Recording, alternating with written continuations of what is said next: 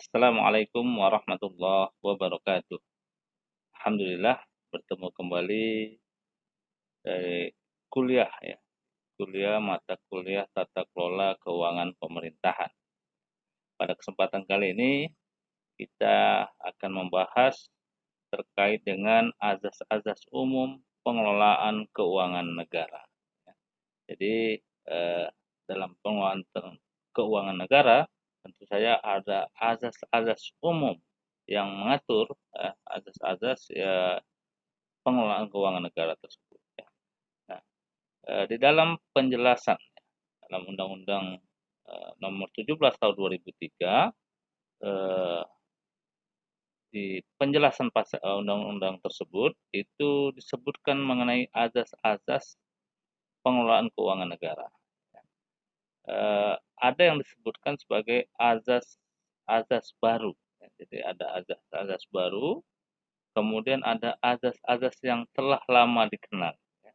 Kalau dilihat di penjelasan undang-undang tersebut disebutkan ada azas-azas baru sebagai pencerminan best practice ya, atau kaidah-kaidah penerapan yang baik ya, dalam pengelolaan keuangan negara. Jadi ada disebutkan azas-azas baru sebagai pencerminan best practice atau penerapan kaidah-kaidah yang baik dalam pengelolaan keuangan negara. Ada juga yang disebut sebagai azas-azas yang telah lama dikenal ya. Jadi azas-azas yang telah lama dikenal yaitu azas tahunan ya, azas universalitas, azas satuan dan azas spesialitas ya. Sementara azas-azas yang disebutkan azas-azas baru yaitu akuntabilitas berorientasi pada hasil. Kemudian azasnya profesionalitas, proporsionalitas, ya, keterbukaan dalam pengelolaan keuangan negara, ya, pemeriksaan keuangan oleh badan pemeriksa yang bebas dan mandiri. Ya. Nah, nanti tentu akan kita bahas satu persatu terkait dengan azas-azas umum pengelolaan keuangan negara, baik yang disebut sebagai azas-azas baru dalam Undang-Undang 17 Tahun 2003 maupun azas-azas yang telah lama dikenal. Baik, berikutnya adalah tujuan. Ya. Tujuan penetapan azas-azas pengelolaan keuangan negara ya, disebutkan di penjelasan undang-undang tersebut bahwa tujuannya adalah mendukung terwujudnya penyelenggaraan good governance ya, dalam penyelenggaraan negara. Ya. Jadi yang pertama mendukung terwujudnya penyelenggaraan good governance dalam penyelenggaraan negara, kemudian menjadi acuan ya, dalam reformasi manajemen keuangan negara. Jadi undang-undang ini lahir, ya azas-azas yang ditetapkan dalam undang-undang ini sekaligus menjadi acuan ya dalam reformasi manajemen keuangan negara. Kemudian yang berikutnya adalah memperkokoh ya, jadi disebutkan di dalam penjelasan tersebut memperkokoh landasan pelaksanaan desentralisasi dan otonomi daerah ya. Ini tujuan dari penetapan azas-azas pengelolaan keuangan negara yang juga dijelaskan di dalam penjelasan Undang-Undang Nomor 17 Tahun 2003. Baik, berikutnya kita lihat azas-azas yang mulai dari azas tahunan atau azas yang telah lama dikenal. Azas tahunan itu berarti membatasi masa berlangsungnya anggaran untuk suatu tahun tertentu. Ya, jadi masa tahun anggaran itu hanya 1 tahun saja, ya, 1 tahun tertentu. Ya. Ketika ditetapkan artinya masa berlakunya anggaran itu pada 1 tahun. Dalam pasal 11 disebutkan bahwa APBN merupakan wujud pengelolaan keuangan negara yang ditetapkan tiap tahun dengan undang-undang. Ya. Jadi anggaran pendapatan belanja negara, ya. Wujud pengelolaan keuangan negara yang ditetapkan tiap tahun dengan undang-undang. Ya, jadi ditetapkannya dengan undang-undang setiap tahun. Artinya azas tahunan memang setiap tahun ditetapkan APBN. Kemarin sudah pernah dibahas terkait dengan kewenangan pengelola fiskal, ya. Menteri Keuangan atau Kementerian Keuangan itu salah satunya adalah tugasnya menyusun RAPBN, ya, menyusun RAPBN. Jadi pemerintah menyusun RAPBN, kemudian ditetapkan, ya, APBN ditetapkan bersama DPR menjadi undang-undang, ya, menjadi undang-undang. Jadi ditetapkan tiap tahun dengan undang-undang. Artinya DPR sebagai pembentuk undang-undang, ya, kekuasaan membentuk undang-undang di dalam Undang-Undang Dasar disebutkan adalah DPRD. Jadi DPR. Ya. DPR adalah kekuasaan membentuk undang-undang. Kekuasaan membentuk undang-undang itu oleh Dewan Perwakilan Rakyat. Nah, artinya apa? Bahwa tadi APBN yang setiap tahun karena azasnya tahunan itu ditetapkan bersama DPR. Ya. Jadi dari pemerintah menyusun RAPBN-nya, kemudian dibahas bersama, ditetapkan menjadi undang-undang antara pemerintah, ya, pembahasannya bersama dengan DPR. Nah, kemudian tahun anggaran, ya, meliputi masa 1 tahun, ya, mulai dari tanggal 1 Januari sampai dengan tanggal 31 Desember. Jadi tahun anggaran dalam pengelolaan keuangan negara, tahun anggarannya adalah terhitung mulai 1 Januari sampai dengan 31 Desember. Jadi memang hitungan tanggal dan tahunnya itu eh, ya sama dengan tahun Masehi, ya. Dimulai dari 1 Januari dan berakhir sampai 31 Desember. Nah, artinya apa? Bahwa azas tahunan ini berlakunya anggaran itu sampai dengan tahun anggaran tersebut, ya. Tidak boleh melewati tahun anggaran berikutnya. Ya. Jadi apa-apa yang akan dilaksanakan dalam kegiatan pemerintahan tentu harus sudah dianggarkan di dalam tahun anggaran tersebut dan tidak boleh melewati. Ya. Artinya ketika masih dalam tahun anggaran itu ada aktivitas yang dianggap penting tapi belum dianggarkan, maka tentu harus, ya, dalam Satker Kementerian Remaja, ya, Satuan Kerja atau kementerian atau lembaga tentu harus melakukan revisi terkait dengan eh, penggunaan anggaran tahunan yang mungkin belum ada di dalam tahun anggaran tersebut, ya. Jadi dan sudah sampai habis, artinya 1 Januari diawali sampai dengan 31 Desember. 31 Desember sudah tidak dapat digunakan setelahnya, ya. Artinya tahun anggaran tersebut habis, tentu akan berganti dengan tahun anggaran yang baru, ya. Jadi kita mengenal TA di dalam eh, istilah keuangan berarti tahun anggaran, ya, bukan tahun ajaran. Baik, ya. Ini azas tahunan. Berikutnya adalah azas universalitas, ya. Nah, azas universalitas itu dimaksudkan adalah bahwa seluruh penerimaan negara harus dimasukkan ke dalam kas negara, ya. Dan seluruh pengeluaran negara harus dikeluarkan dari kas negara. Jadi universalitas, ya. Yang pertama pemahamannya bahwa seluruh penerimaan negara, jadi tidak boleh ada satu penerimaan negara pun yang tidak masuk ke dalam kas negara.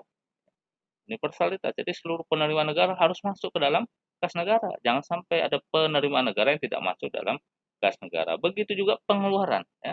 Seluruh pengeluaran negara harus dikeluarkan dari kas negara. Artinya bahwa semua eh, aktivitas, ya, pengeluaran-pengeluaran negara harus dikeluarkan dari kas negara. Jadi bukan dari kas yang lain. Ketika memang ini kegiatan pemerintah, kegiatan negara, tentu pengeluarannya harus dikeluarkan dari kas negara, ya. Jadi yang pertama bahwa seluruh penerimaan negara harus dimasukkan ke dalam kas negara dan seluruh pengeluaran negara harus dikeluarkan dari kas negara, ya. Nah, juga kalau mau dilihat azas universalitas bahwa barang siapa yang diberi wewenang, ya, kalau kita mau lihat di dalam penjelasan undang-undang tersebut juga disebutkan bahwa barang siapa yang diberi wewenang untuk menerima, ya, diberikan wewenang. Jadi negara memberikan wewenang tentunya kepada aparatur negara, ya, kepada eh, orang yang diberikan wewenang untuk menerima, menyimpan, dan membayar atau menyerahkan uang, surat berharga, atau barang milik negara, bertanggung jawab secara pribadi atas semua kekurangan yang terjadi dalam pengurusannya. Ya, artinya bahwa semua proses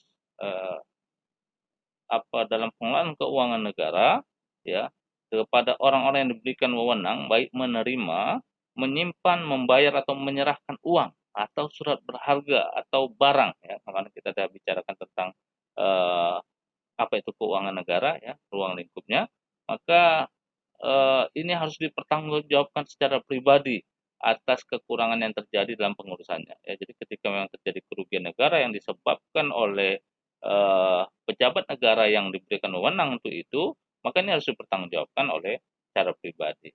Nah, kemudian azas universalitas itu juga mengharuskan agar setiap transaksi keuangan ditampilkan secara utuh dalam dokumen anggaran. Ya. Jadi setiap transaksi keuangan itu harus terlihat, ya, harus ditampilkan secara utuh dalam dokumen anggaran, sehingga eh, sangat mudah diketahui terkait dengan penerimaan dan pengeluaran negara seutuhnya.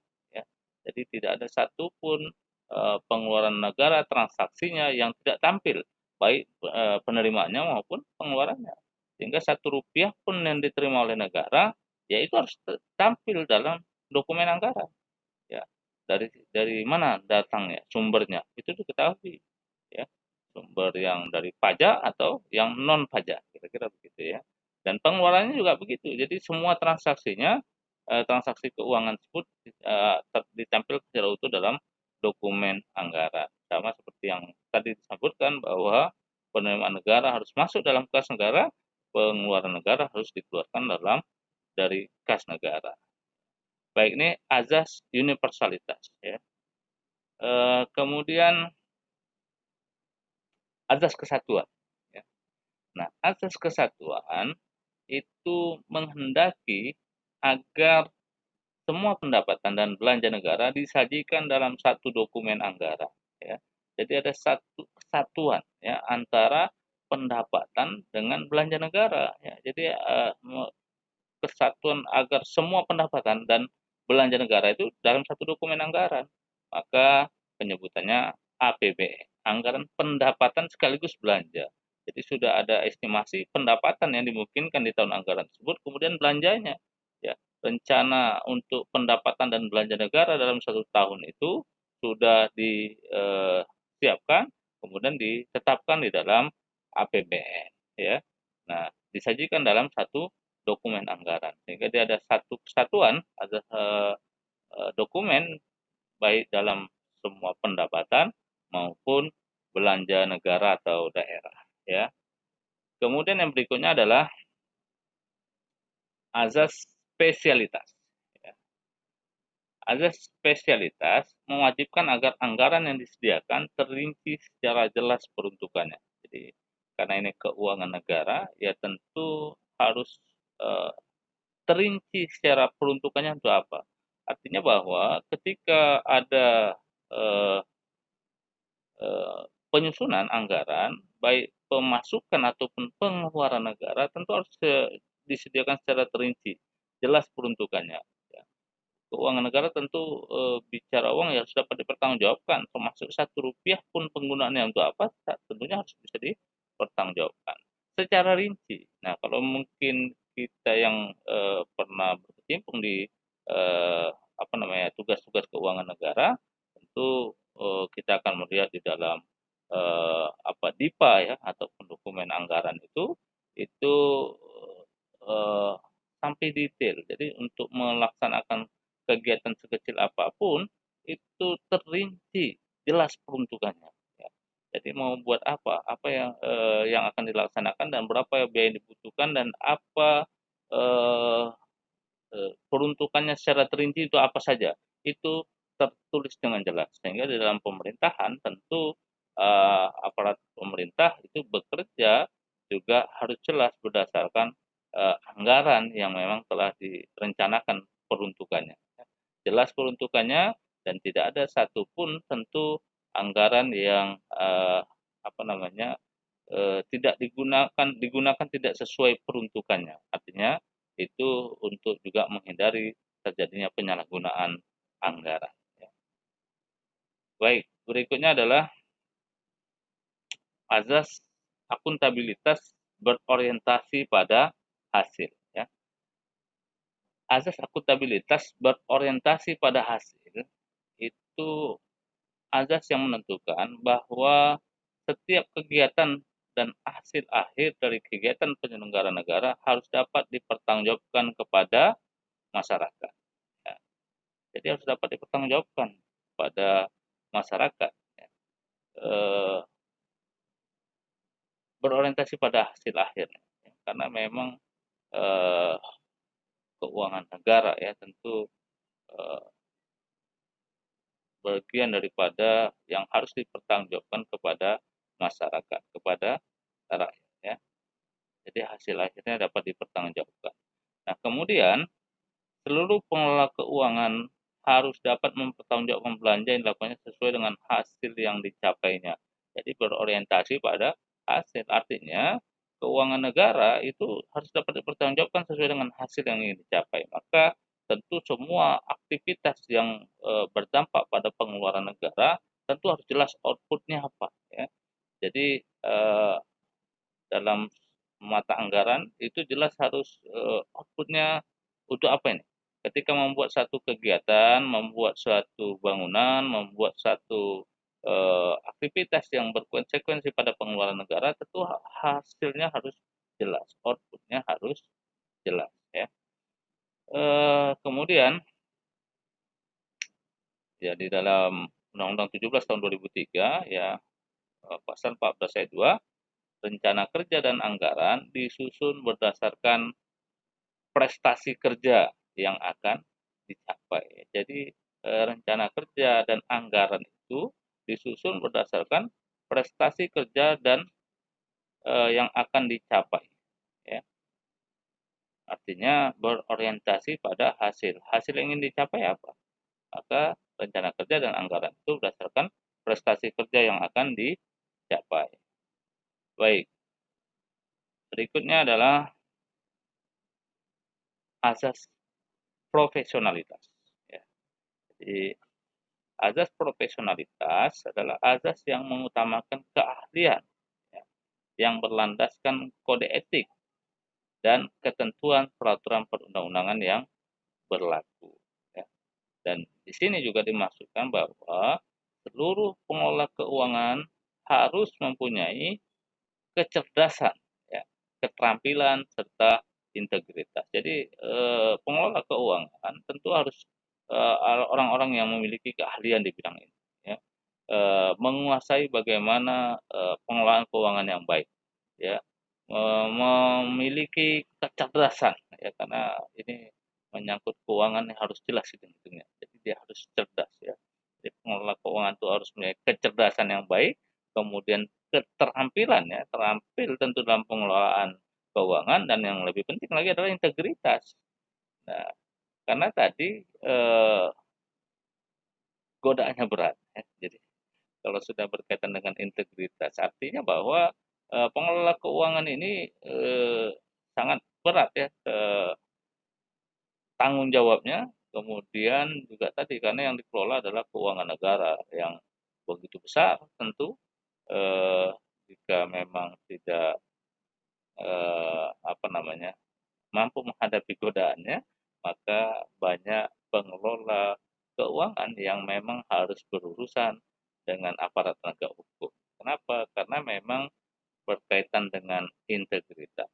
Tapi samping itu juga tadi harus punya kecerdasan dan keterampilan. Maka eh, pengelola keuangan ya di seluruh sektor ya, satuan kerja di pemerintahan itu banyak sekali ya pejabat-pejabat yang berkaitan dengan pengelolaan keuangan, maka akan ada biasanya dilatih khusus ya untuk pengelolaan keuangan. Jadi ada semacam pelatihan untuk perbendaharaan ya, pelatihan yang menyangkut dengan penerimaan barang jasa ya, ada sertifikasi. Jadi orang-orang yang memiliki sertifikasi yang boleh memegang jabatan-jabatan tertentu yang berkaitan dengan pengelolaan keuangan negara. Maka ini yang disebut sebagai profesionalitas, ya, bahwa dia memang harus ahli di dalam eh, pengelolaan keuangan negara. Tentu saja bagaimana pengelolaan dia pahami, kemudian ketentuan peraturan perundang-undangan itu juga harus dipahami oleh pengelola keuangan, ya, eh, sebagai konsekuensi bahwa seluruh yang dilakukannya itu eh, berdampak hukum, ya, berdampak hukum, dan tentu ini bagian daripada yang harus dipertanggungjawabkan secara profesional, ya. Baik, berikutnya adalah azas proporsionalitas, ya, proporsional. Nah, azas proporsional yaitu azas yang mengutamakan keseimbangan antara hak dan kewajiban penyelenggara negara, ya. Jadi mengutamakan keseimbangan antara hak dan kewajiban penyelenggara negara, bahwa memang tujuan negara, ya, eh, dibentuk, ya, kalau Indonesia kita ini tentu salah satunya untuk memajukan kesejahteraan umum, ya. Jadi kalau kita lihat tujuan negara melindungi segenap bangsa Indonesia, memajukan kesejahteraan umum, mencerdaskan kehidupan bangsa. Nah, ini tentu juga berimbas, ya, antara kewajiban negara dengan hak, ya. Jadi antara hak dan kewajiban penyelenggara negara ini harus proporsional, bahwa memang aktivitas, ya, yang dilakukan oleh negara baik dari penerimaan maupun pendapatan negara tentu satu tujuan mulia, itu bagaimana tujuan negara dapat tercapai. Jadi proporsional tentunya, jangan sampai anggaran negara itu lebih banyak dihabiskan bukan untuk pencapaian tujuan negara. Misalnya, ya, belanja aparatur lebih besar misalnya, ya, bahwa memang untuk mencapai satu tujuan, tapi ketika eh, apa namanya penggunaannya itu lebih banyak dihabiskan untuk belanja pegawai, ya. Nah, ini tentu kan akan mengecilkan biaya-biaya yang lain, ya. Jadi ya, tentu harus ada keseimbangan antara hak dan kewajiban penyelenggara negara. Ini yang proporsional, ya. Samping itu juga bahwa pengelola keuangan memahami tugas dan fungsi masing-masing, ya. Jadi kalau tidak memahami maka tidak akan sulit untuk dapat proporsional, ya. Tentu pengelola keuangan yang sangat banyak tadi disampaikan, ya, harus tahu tugasnya seperti apa, ya. Bendahara tugasnya seperti apa misalnya, kemudian pejabat penerima barang seperti apa, begitu, ya. Nah, jadi dia harus memahami tugas dan fungsi masing-masing, ya, sehingga dapat menerapkan bagaimana eh, penyelenggaraan keuangan negara secara proporsional. Selanjutnya adalah azas keterbukaan. Nah, azas keterbukaan adalah azas yang membuka diri terhadap hak masyarakat untuk memperoleh informasi yang benar, jujur, dan tidak diskriminatif tentang penyelenggaraan negara, dengan tetap memperhatikan perlindungan atas hak asasi pribadi, golongan, dan rahasia negara. Artinya bahwa pengelolaan keuangan negara ini harus transparan, ya, harus ada azas keterbukaan, ya. Eh, Masyarakat berhak mengetahui informasi yang benar, jujur terkait pengelolaan keuangan negara, ya. Maka, ya, kalau kita lihat hari ini secara umum sudah sangat transparan, ya. Bahkan tidak begitu sulit kita untuk bisa mendapatkan eh,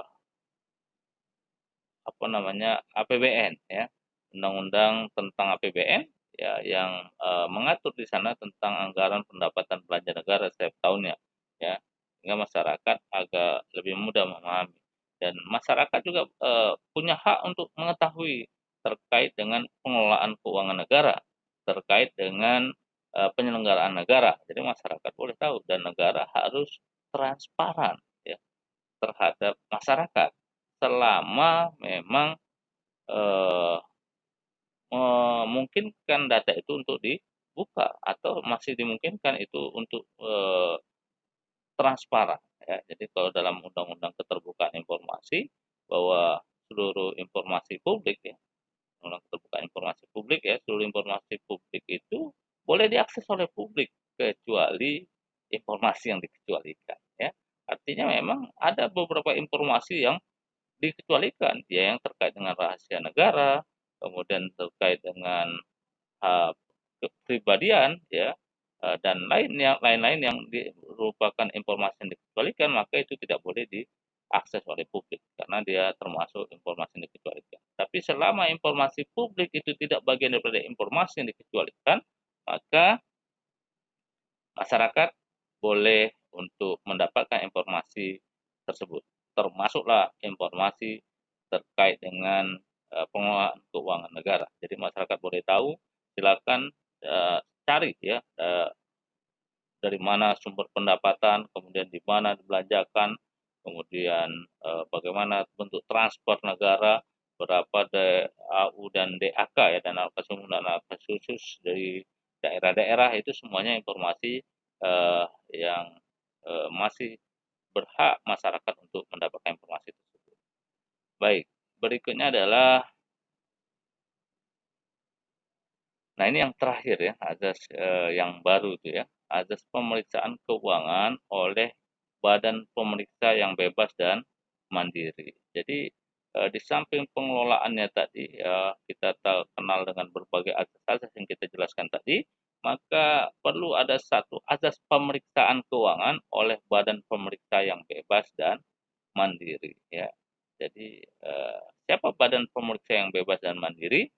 Yaitu tentu adalah BPK ya, Badan Pemeriksa Keuangan ya. Di dalam Undang-Undang Dasar 1945 pasal 23E itu disebutkan bahwa untuk memeriksa pengelolaan dan tanggung jawab tentang keuangan negara diadakan satu badan pemeriksa keuangan yang bebas dan mandiri. Artinya hadirnya Badan Pemeriksa Keuangan ini memang langsung diamanahkan oleh Undang-Undang Dasar 1945 ya, yang diberikan juga kewenangan yang bebas dan mandiri. Jadi Badan Pemeriksaan Keuangan yang bebas dan mandiri. Nah, kemudian dalam melaksanakan tugasnya, BPK berwenang menentukan objek pemeriksaan, ya, merencanakan dan melaksanakan pemeriksaan, menentukan waktu dan metode pemeriksaan, serta menyusun dan menyajikan laporan pemeriksaan. Ya, jadi karena memang eh, bebas dan mandiri, memang kewenangan BPK itu di dalam undang-undang yang mengatur BPK sangat banyak kewenangan-kewenangan yang diberikan kepada BPK dalam rangka memberikan konsekuensi sebagai badan keuangan, pemeriksa keuangan yang bebas dan mandiri. Nah, kemudian juga yang beberapa hal saja yang disampaikan di sini ya, artinya kalau mau dilihat nanti kewenangan BPK sebagai badan pemeriksa keuangan ya silakan dibuka di undang-undangnya terkait dengan BPK. Di situ sangat banyak tugas, wewenang dan tanggung jawab BPK ya. Di sini disampaikan juga meminta keterangan ya, dan atau dokumen yang wajib diberikan oleh setiap orang. Jadi artinya sampai wajib diberikan oleh setiap orang. Karena tadi bebas dan mandiri ya. Artinya diberikan kewenangan juga untuk minta keterangan atau dokumen yang wajib diberikan oleh setiap orang, unit organisasi pemerintah ya. Jadi orang bahkan organisasi pemerintah. Jadi kalau sudah BPK audit ya unit organisasi pemerintah itu harus memberikan keterangan atau dokumen yang diperlukan oleh BPK dalam rangka memeriksa keuangan ya. Kemudian melakukan pemeriksaan di tempat penyimpanan uang dan barang milik negara, di tempat pelaksanaan kegiatan, pembukuan dan tata usaha keuangan negara.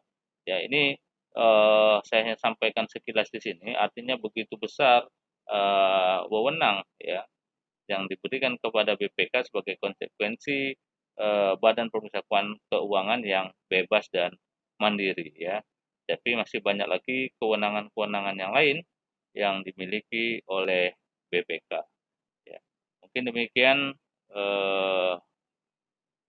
pembahasan kita kali ini terkait dengan azas-azas pengelolaan keuangan negara, ya, baik azas-azas yang disampaikan azas baru dalam Undang-Undang 17 tahun 2003 maupun azas-azas yang telah lama dikenal. Demikian ya, semoga mudah dipahami, mudah diikuti dan tentunya sangat berharap semoga juga bermanfaat bagi yang menyaksikan video ini, khususnya bagi mahasiswa-mahasiswi yang mengambil mata kuliah tata kelola keuangan pemerintahan. Billahi taufiq wal hidayah. Assalamualaikum warahmatullahi wabarakatuh.